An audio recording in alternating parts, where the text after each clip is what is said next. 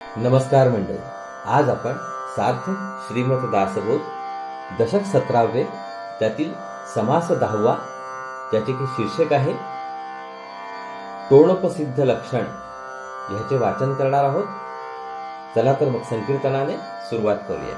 जय जय राम कृष्ण हरी, जय जय राम कृष्ण हरी, जय जय राम कृष्ण जय जय राम कृष्ण हरी, जय जय राम कृष्ण जय जय राम कृष्ण हरी, जय जय राम कृष्ण हरी, जय जय राम कृष्ण जय जय राम कृष्ण हरी, जय जय राम कृष्ण जय जय राम कृष्ण हरी, जय जय राम कृष्ण जय जय राम कृष्ण हरी, जय जय राम कृष्ण जय जय राम कृष्ण हरी, जय जय राम कृष्ण जय जय राम कृष्ण हरी, जय जय राम कृष्ण हरी. जय योगेश्वर श्री कृष्ण की जय. जय श्रीराम, जय श्रीराम, जय श्री, जय जय रघुवीर समर्थ. चला तर मग सुरुवात करूया. सार्थ श्रीमद दासबोध दशक 17वे समास 10वा तोणप सिद्ध लक्षण. परब्रह्म पाताळ लिंगासारखे आहे. तेथे स्थूल देहाने जाता येत नाही. विवेकाने त्याची कल्पना करावी लागते. ज्ञानदृष्टीची मदत घेऊन संबंध ब्रह्मांड फिरून बघावे. ब्रह्मांडाचे विवरण करावे, तत्वशोधन करावे आणि समाधानाने राहावे. परब्रह्म अत्यंत सूक्ष्म आहे. ते उपाधी शून्य आहे व दृश्य शून्य आहे.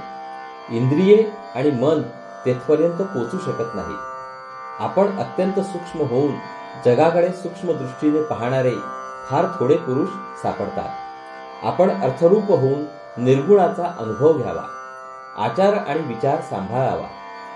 श्रवणाने व मननाने सूक्ष्म दृष्टी वाढवावी आणि तिच्या साहाय्याने असार टाकून सार घ्यावे. यासाठी सर्वांगीण विवेक अवश्य असतो. म्हणून संताची संगती धरावी. सत्संगामध्ये सत्शास्त्र श्रवण करावे आणि उत्तम गुणांचा प्रयत्नपूर्वक अभ्यास करावा.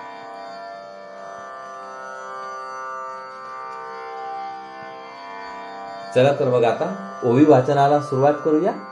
सार्थ श्रीमद दासबोध दशक 17वे समास 10वा तोणप सिद्ध लक्षण. श्रीराम, जय जय रघुवीर समर्थ. परब्रह्म सूक्ष्म आहे. तेथे स्थूल दृष्टी उपयोगी पडत नाही. ज्ञानदृष्टीनेच ते पाहता येते. म्हणून श्रवणाने व मननाने सूक्ष्म दृष्टी जोपासून सारे ब्रह्मांड शोधावे. आवरणोदकी हटकेश्वर त्यास घडे नमस्कार. महिमा अत्यंतची थोर तया पाताळ लिंगाचा. पृथ्वीच्या भोवती 7 समुद्रांचे आवरण आहे. त्या आवरणोदकामध्ये हाटकेश्वर नावाचे शिवलिंग आहे. त्यास मी नमस्कार करतो. त्या पाताळ लिंगाचा महिमा फार थोर आहे. परंतु तेथे जाववेना शरीरे दर्शन घडेना.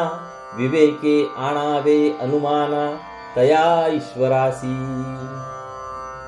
पण तेथे स्थूल देहाने जाऊन प्रत्यक्ष दर्शन घेता येत नाही.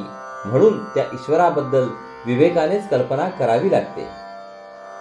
7 समुद्रांचे वेडे उदंड भूमी पैलीकडे. सेवटी तुटले कडे भूमंडळाचे. प्रथम 7 सागरांचे वेढे आहेत. त्यांच्या पलीकडे विस्तीर्ण भूमी आहे. त्याच्याही पलीकडे भूमंडलाचे कडे तुटलेले आहेत.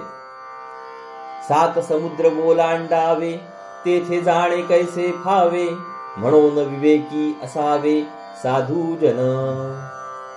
एवढे 7 समुद्र ओलांडून जाणे काही शक्य नाही. म्हणून साधू पुरुषांनी विवेकानेच त्याचे ज्ञान करून घ्यावे. जे आपणास नव्हे ठावे ते जाणतयास पुसावे. मनोवेगे तने फिरावे हे तो घडेना. जी गोष्ट आपल्याला माहित नाही ती जाणत्याकडून समजून घ्यावी. मन ज्या वेगाने फिरू शकते त्या वेगाने शरीर काही फिरू शकत नाही. जे चर्मदृष्टीस नव्हे ठावे ते ज्ञानदृष्टीने पहावे. ब्रह्मांड विवरून राहावे समाधाने. जे डोळ्यांच्या दृष्टीला दिसत नाही ते ज्ञानदृष्टीने पाहावे. ज्ञानदृष्टीने साऱ्या ब्रह्मांडाचे विवरण करावे आणि समाधानाने राहावे. मध्ये आहे भूमीचे चढ, म्हणून आकाश आणि पाताळ, ते चढ नसता अंतराळ चहूंकडे. आपली ही पृथ्वी मध्येच आहे, म्हणून वर आकाश आणि खाली पाताळ असा भेद झाला. हा पृथ्वीचा जर तुकडा मध्ये नसता तर मग चोहूंकडे एकच रिकामे अंतराळ भरलेले दिसले असते. तयास परब्रह्म म्हणावे, जे उपाधी वेगळे स्वभावे, जेथे दृश्य मायेच्या नावे शून्याकार. जे स्वभावतःच उपाधीपासून मुक्त आहे आणि ज्याच्या ठिकाणी मिथ्या दृश्याचा मागमूस नाही, त्याला परब्रह्म असे नाव द्यावे. परब्रह्म अनंत आहे, अमर्याद आहे आणि दृश्य रहित आहे. दृष्टीचे देखणे दृश्य, मनाचे देखणे भास, मनातीत निराभास, विवेके जाणावे. जे डोळ्यांना दिसते ते दृश्य होय, जे मनाला आकलन होते तो भास होय. मनाच्या पलीकडे असणारे जे निराभास परब्रह्म ते विवेकाने ओळखावे, जाणावे. दृश्य भास अवघा विघडे, विवेक तेथे पवाडे, भूमंडळी ज्ञाते थोडे सूक्ष्म दृष्टीचे. दृश्य पदार्थ आणि मनाचा भास हे दोन्ही जेथे संपूर्ण मागे पडतात, तेथे जो विवेकाने मजल मारतो तो खरा ज्ञान दृष्टीचा पाहणारा होय. पण जगात अशा सूक्ष्म दृष्टीचे ज्ञाते फार थोडे असतात.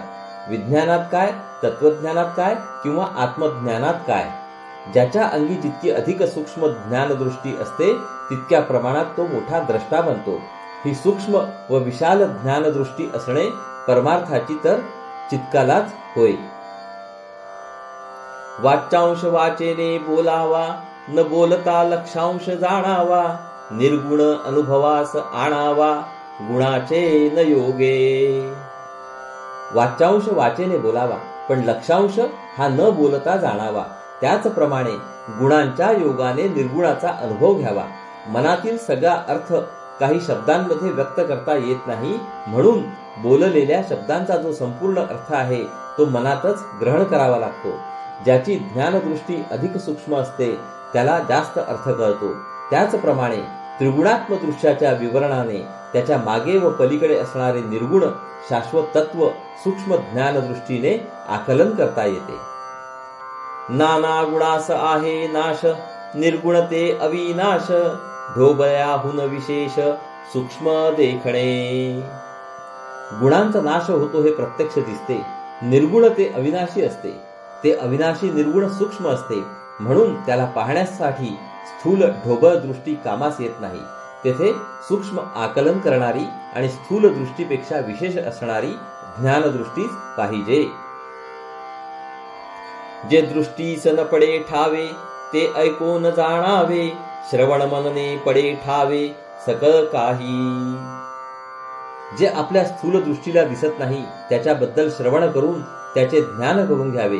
श्रवण आणि मनन यांच्या सहाय्याने सर्व काही आकलन करता येते. ज्यांना श्रवण मनन नाही, जे टोणपे म्हणजे ज्ञानदृष्टी विहीन असतात, ते या सृष्टीलाच सत्य मानतात. त्यांना खरी परीक्षाच करता येत नाही. अशा माणसांना वेदशास्त्रे तरी काय करतील. अष्टधेचे जिनस नाना, उदंड पाहता कळेना, अवघे सगट पिटावेना कोणी एके. 5 भूते आणि 3 गुण यांच्यापासून अनेक प्रकारचे दृश्य पदार्थ निर्माण झाले. त्या सर्व पदार्थांचे ज्ञान करून घेणे शक्य नाही. हे जरी खरे तरी सगळे पदार्थ कोणी सरसकट सारखेच मानू नयेत. सगट सारिखी स्थिती झाली, तेथे परीक्षाच बुडाली, चविनटाने कालविली नानाने. जर सर्व पदार्थ सरसकट सारखेच मानले तर तेथे चांगले वाईट, विनाशी अविनाशी, उत्तम अधम इत्यादी भेद नसल्याने परीक्षेला काही वावच उरला नाही. समजा एखाद्या माणसाच्या तोंडाला चव नाही, तो सर्व अन्न एके ठिकाणी कालवतो, त्यामध्ये पदार्थाची निराळी चव उरतच नाही. तसा हा प्रकार होतो.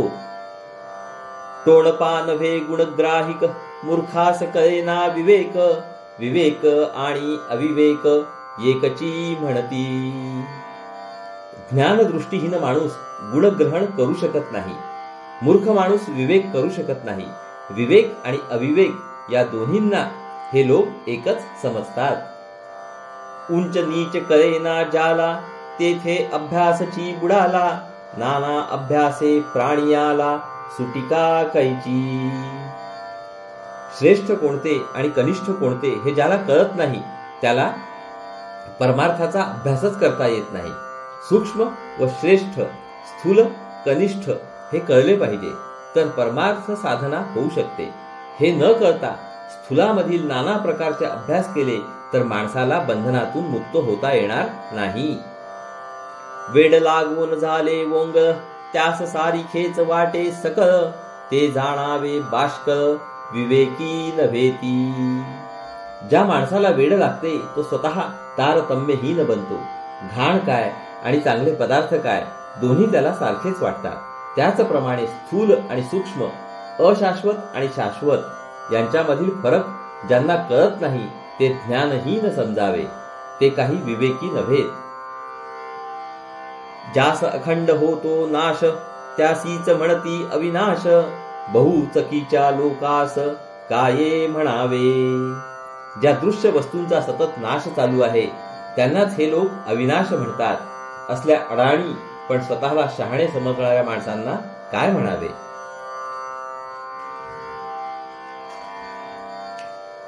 ईश्वरे नाना भेद केले, भेदे सकळ सृष्टी चाले, आंधळे परीक्षवंत मिळाले, तेथे परीक्षा कैची। ईश्वराने पुष्कळ प्रकारचे भेद केले आहेत, त्या भेदांच्या पार्श्वभूमीवरच सर्व जग चालते, ही प्रत्यक्ष गोष्ट आहे। परंतु परीक्षा करणारेच जर आंधळे असतील तर त्यांना एकत्र करून या दृश्य जगाची परीक्षा होणार कशी। ज्यांना ज्ञानदृष्टी नाही असे टोणपे परमार्थामध्ये आंधळेच असतात। जेथे परीक्षेचा अभाव, तो टोणपा समुदाव, गुणची नाही गौरव, येईल कैचे। ज्या ठिकाणी परीक्षा करण्यास लागणारी ज्ञानदृष्टी नाही तो टोणप्यांचा समूह असतो। त्यांच्या अंगी जरूर असलेला गुणच नसल्याने परीक्षक म्हणून त्यांचा गौरव करता येत नाही। खरे खोटे एकची झाले, विवेकाने काये केले, असार सांडून सार घेतले, साधू जनी। मानवी जीवनात खरे व खोटे यांचे मिश्रण झालेले असते, मग विवेक काय करतो तर विवेक करणारे साधू पुरुष त्यातील असार सोडून सार तेवढे ग्रहण करतात। उत्तम वस्तूची परीक्षा, कैसी घडे नतद्रक्षा, दीक्षाहीना पासी दीक्षा, येईल कैची। नतद्रष्ट म्हणजे हलक्या प्रतीच्या माणसाला उत्तम वस्तूची परीक्षा करता येत नाही। जो स्वतःच दीक्षाहीन आहे त्याच्यापाशी दीक्षेचे तेज व सामर्थ्य आढळणे शक्य नाही। आपलेन वोंगळपणे, दिशा करून शौच नेणे, वेदशास्त्रे पुराणे, त्यास काये करीती। समजा एखादा माणूस शौचास गेला आणि ढुंगंड धुताच तसाच घाणेरडा राहिला तर वेद शास्त्रे आणि पुराणे त्याच्या पुढे काही करू शकत नाही। सूक्ष्म ध्यान दृष्टी येण्यासाठी जो अभ्यास करायचा त्यासाठी आचार व विचार दोन्ही पवित्र असावे लागतात। आचार विचार शुद्ध ठेवून सत्संगामध्ये सत्शास्त्र श्रवण केले तर सूक्ष्मामध्ये शिरण्याची युक्ती साधते। आधी राखावा आचार, मग पहावा विचार, आचार विचारे पैल पार, पावी जेतो। प्रथम आचार उत्तम रीतीने पाळावा, त्यानंतर उत्तम विचार करायला शिकावे।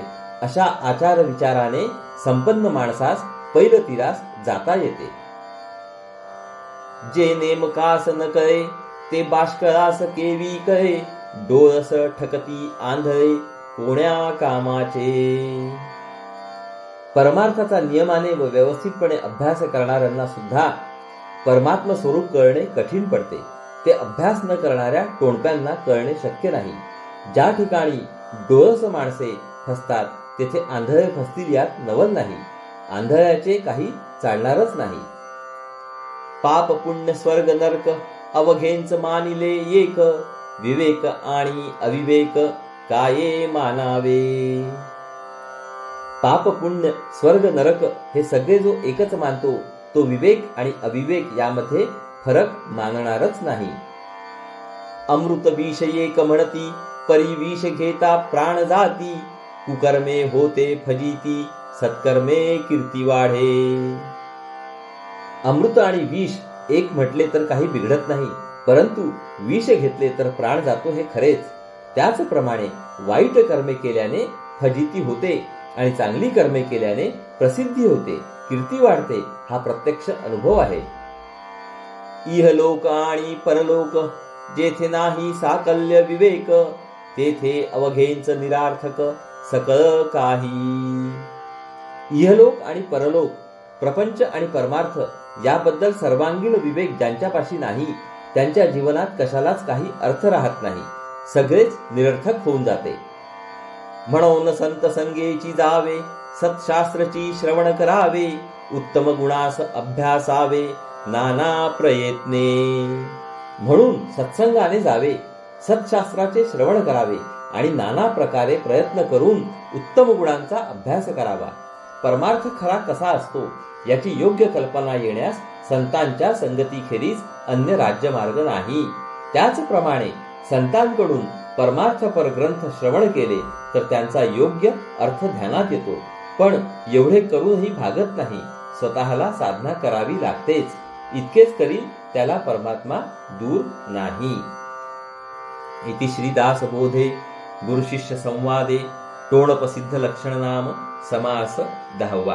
तर श्रोते हो, या ठिकाणी आपले दशक 17व्यामधील समास 10व्याचे वाचन पूर्ण झाले आहे आणि आपले दशक 17व्याचे सुद्धा वाचन पूर्ण झाले आहे.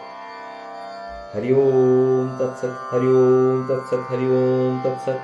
हरे कृष्ण कृष्ण कृष्ण हरे हरे, हरे राम राम राम हरे हरे, हरे कृष्ण कृष्ण कृष्ण हरे हरे, हरे राम राम राम हरे हरे, हरे कृष्ण कृष्ण कृष्ण हरे हरे, हरे राम राम राम हरे हरे, हरे कृष्ण कृष्ण कृष्ण हरे हरे, हरे राम राम हरे हरे, हरे कृष्ण कृष्ण कृष्ण हरे हरे, हरे राम राम हरे हरे, हरे कृष्ण कृष्ण कृष्ण हरे हरे, हरे राम राम हरे हरे, हरे कृष्ण कृष्ण कृष्ण हरे हरे, हरे राम राम हरे हरे, हरे कृष्ण कृष्ण कृष्ण हरे हरे, हरे राम राम हरे हरे, हरे कृष्ण कृष्ण कृष्ण हरे हरे, हरे राम राम हरे हरे, हरे कृष्ण कृष्ण कृष्ण हरे हरे, हरे राम राम हरे हरे,